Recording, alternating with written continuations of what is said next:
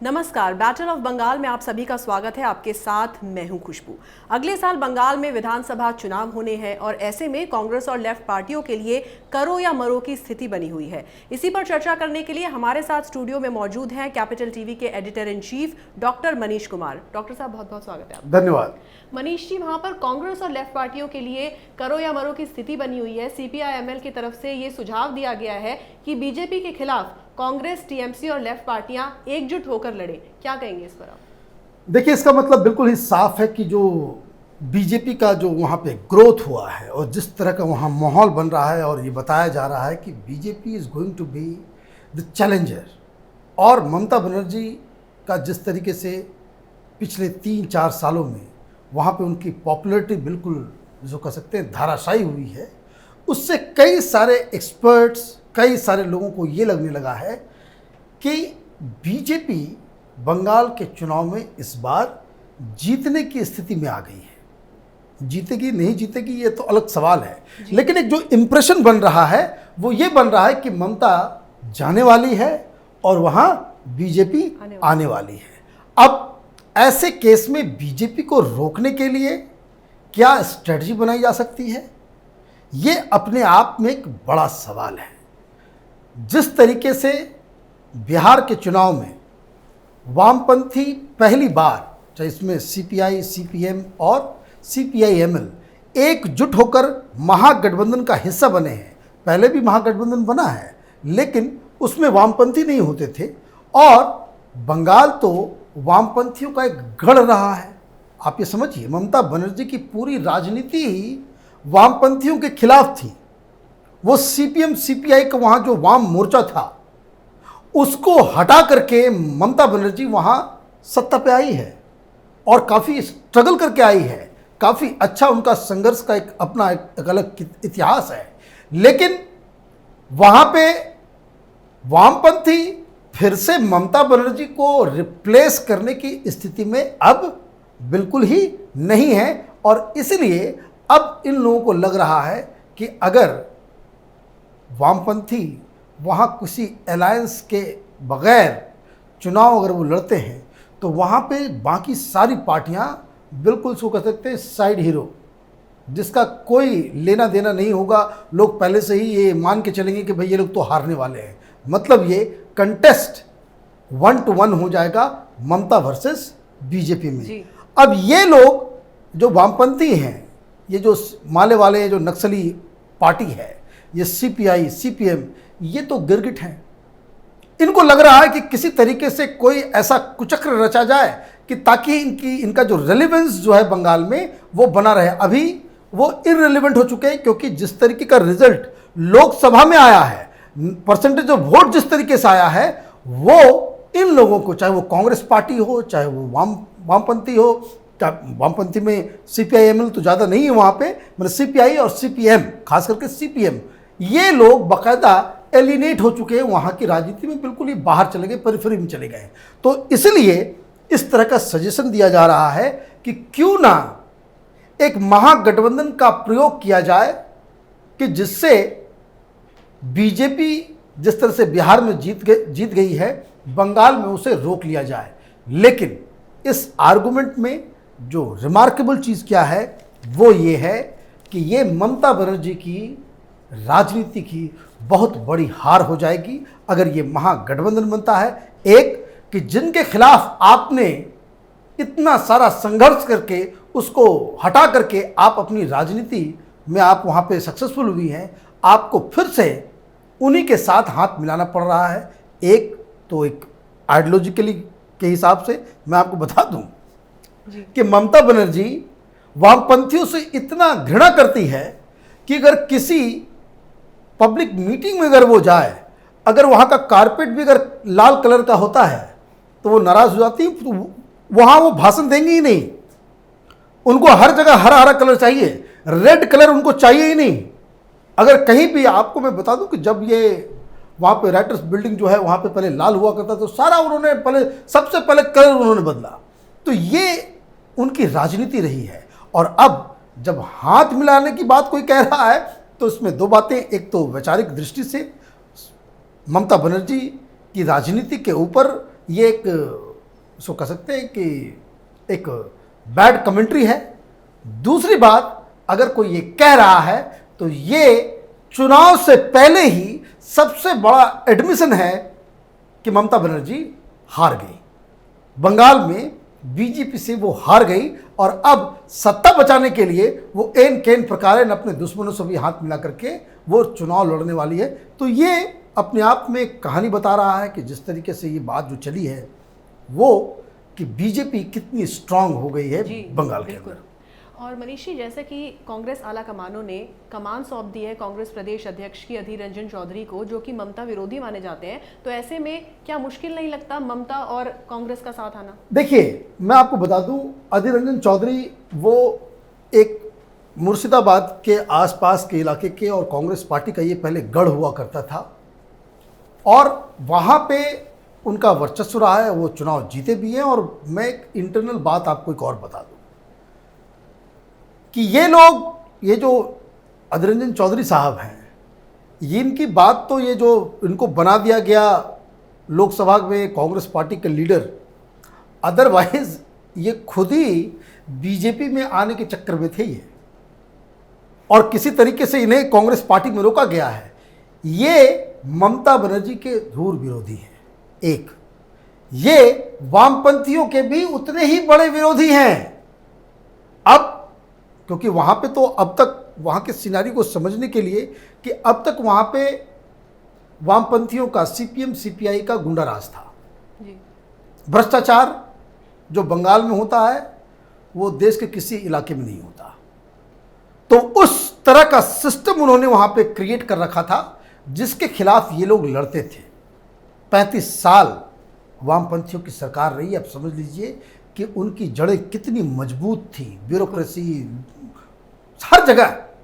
अब आपने क्या किया, ममता बनर्जी ने इस पूरे कुचक्र को, वो सिस्टम नहीं समझिए कि उनके मैंने बंगाल को जो वामपंथियों ने बंधक बना रखा था उससे ममता बनर्जी ने मुक्ति दिलाई। और इस दौरान क्या होता है कि जो कांग्रेस पार्टी धीरे धीरे सुकुड़ती चलेगी। ममता बनर्जी पहले कांग्रेस पार्टी की ही लीडर हुआ करती थी। उन्होंने कांग्रेस को तोड़ के कांग्रेस से अलग होकर तृणमूल कांग्रेस उन्होंने बनाई थी। अब तो जो कांग्रेसी लीडर है तो वो सीपीएम से पहले से झगड़ता हुआ आ रहा था। ममता बनर्जी का स्थान वो बड़ा होता चला गया तो वो उसके भी विरोधी हो गए। लेकिन अब जब बीजेपी आ गई है तो अलग अलग तरीके से अब ये बताया जा रहा है कि भाई अगर साथ नहीं आए तो बीजेपी जीत जाएगी।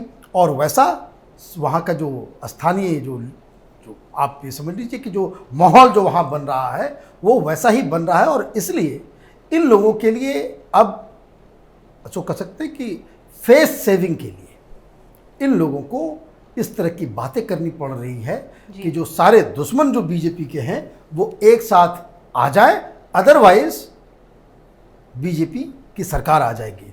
और जब ये फैसला होगा तो चाहे वो अधीर रंजन चौधरी साहब हों, चाहे वो वामपंथी हों जिनके खिलाफ जो लाल रंग देखना नहीं पसंद करती थी ममता बनर्जी, इन सबको एक साथ एकजुट होना पड़ेगा अगर बीजेपी को रोकना है तो। जी, और जैसे कि असदुद्दीन ओवैसी ने कहा है कि अब हमें मौत भी नहीं रोक सकती, तो बिहार में तेजस्वी यादव को सियासी चोट देने के बाद अब बंगाल में ममता को वो धराशायी कैसे कर सकते हैं? हाँ, ये एक बड़ा पेचीदा सवाल है क्योंकि बिहार में जैसा कि आपने बताया कि तेजस्वी यादव को चोट लगी, लगना भी चाहिए, क्यों नहीं लगना चाहिए। अगर कोई पार्टी सेक्युलरिज्म के नाम पे, मुसलमानों के नाम पे राजनीति करती, उनका वोट भी लेती है और आप जिनसे वोट लेते हो उसके लिए कुछ करते ही नहीं, आप उनको अंधकार में आपने ढकेल दिया है, उसको आपने अपना पालतू समझ रखा है, आपने उसे बिल्कुल ही इस तरीके से आप ट्रीट करते हो कि बच्चों तुम जाओगे कहाँ, तुमको हमें वोट देना ही पड़ेगा। ये इस तरह की स्थिति आपने बना दी तो मुसलमानों की आवाज़ उठाने वाला कोई तो होना चाहिए, कोई तो पूछेगा कि भाई वामपंथी पार्टियां जो 35 साल तक रूल की, मुसलमानों का वोट पाती थी, वामपंथी वहाँ पे सरकार में थी तो वो वहाँ पे मुसलमानों का वोट पाती थी। 27% मुस्लिम पॉपुलेशन है बंगाल के अंदर। और मैं आपको बता दूं ये जो पूरा जो पावर शिफ्ट हुआ है वामपंथियों से ममता बनर्जी में, इट इज जस्ट बिकॉज कि 27% वो जो मुस्लिम वोटर्स जो थे वो इन ब्लॉक बाकायदा तृणमूल में शिफ्ट कर गए। अब यहां पे सवाल ये खड़ा हो रहा है कि ओवैसी को क्या ममता बनर्जी एंट्री देगी। खबर ये आ रही है कि जिस तरह से बिहार में भी ओवैसी ने ये तमाम जो कांग्रेस पार्टी है, ये आरजेडी है, ये जो महागठबंधन जो बन रहा था, तो उनसे ओवैसी ने ये गुजारिश की थी कि आप हमें भी महागठबंधन में रख लो।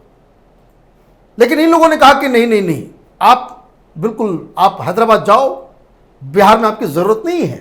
तो अब जब रिजल्ट आया तो मालूम चला वो 5 सीट भी जीत गए और उनकी वजह से कई जगह पे बीजेपी भी जीत गई। तो ये कई सारी उसमें इफ एंड बट्स होता है। लेकिन मैं आपको बता दूं कि जितना अधिकार ममता बनर्जी को बंगाल में चुनाव लड़ने का है, उतना अधिकार ओवैसी को भी बंगाल में चुनाव लड़ने का है, और वो लड़ना चाहिए भी।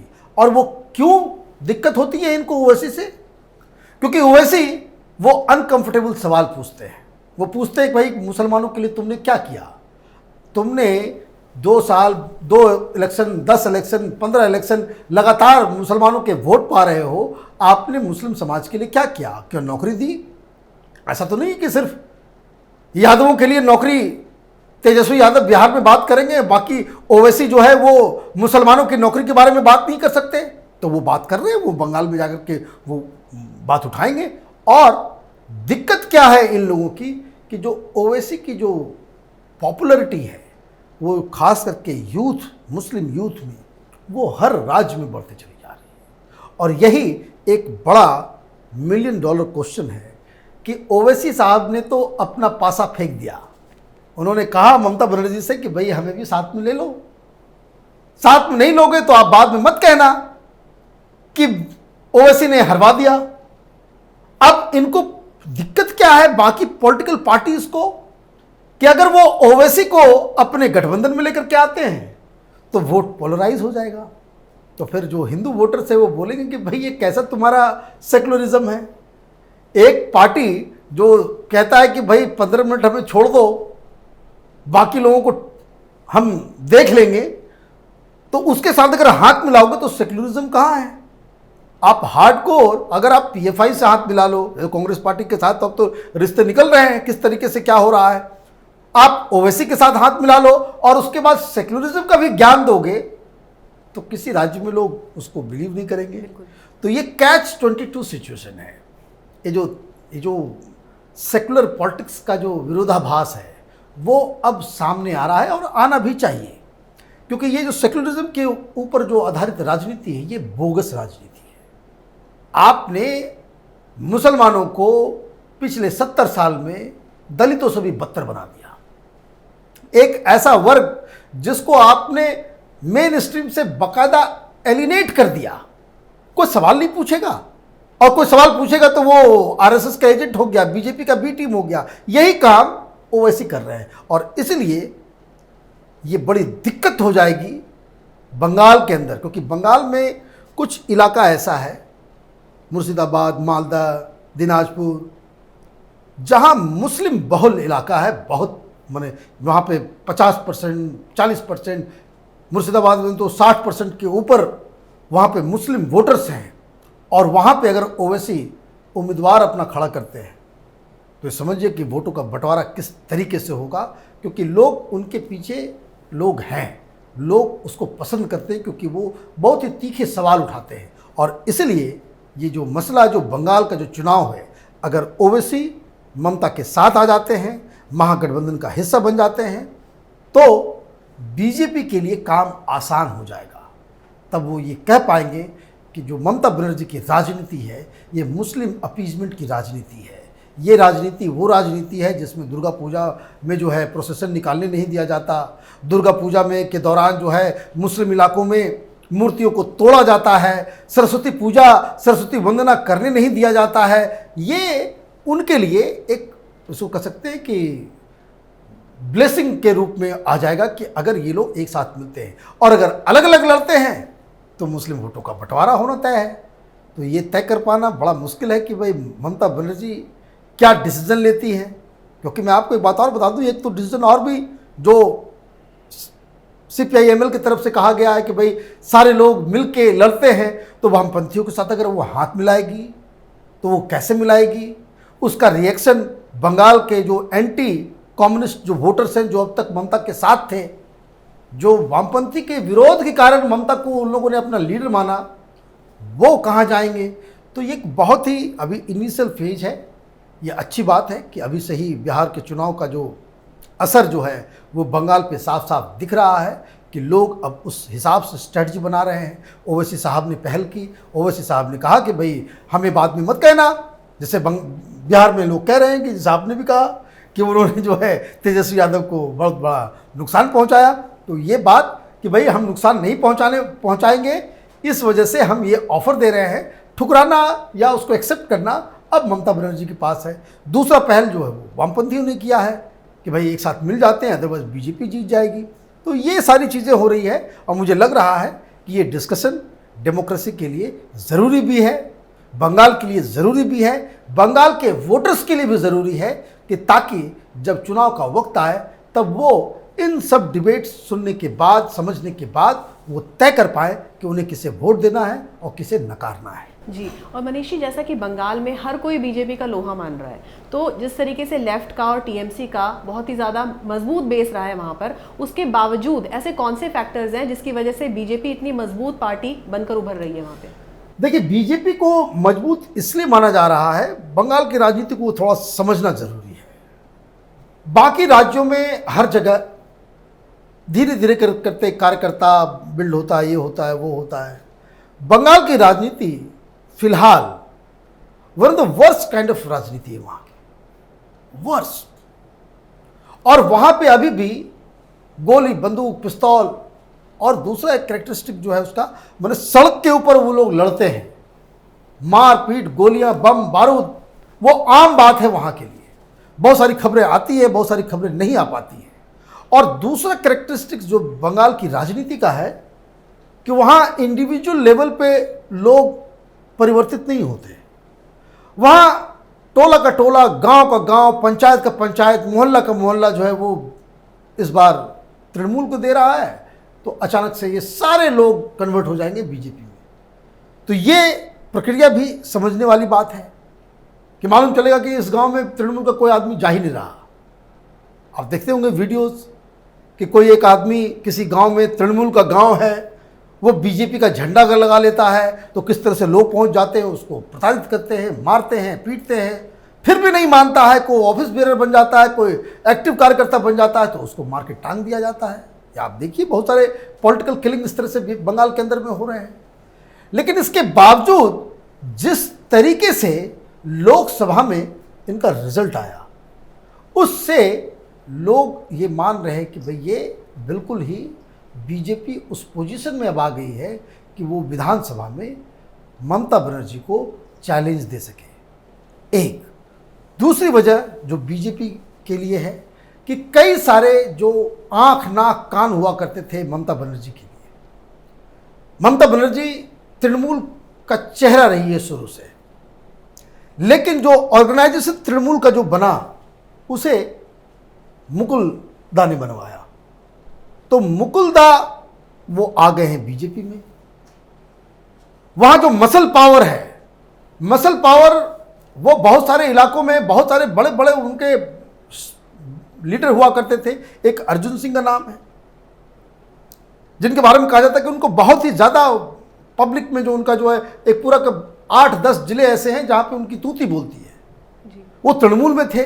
तो आप बड़े बड़े लीडर्स को आप खो रहे हैं। और पिछले 2-3 दिनों में आपने खबर देखी होगी कि और भी कई सारे लोग वहाँ से नंदीग्राम, वहाँ पे हर जगह वो तृणमूल के अंदर विद्रोह हो रहा है।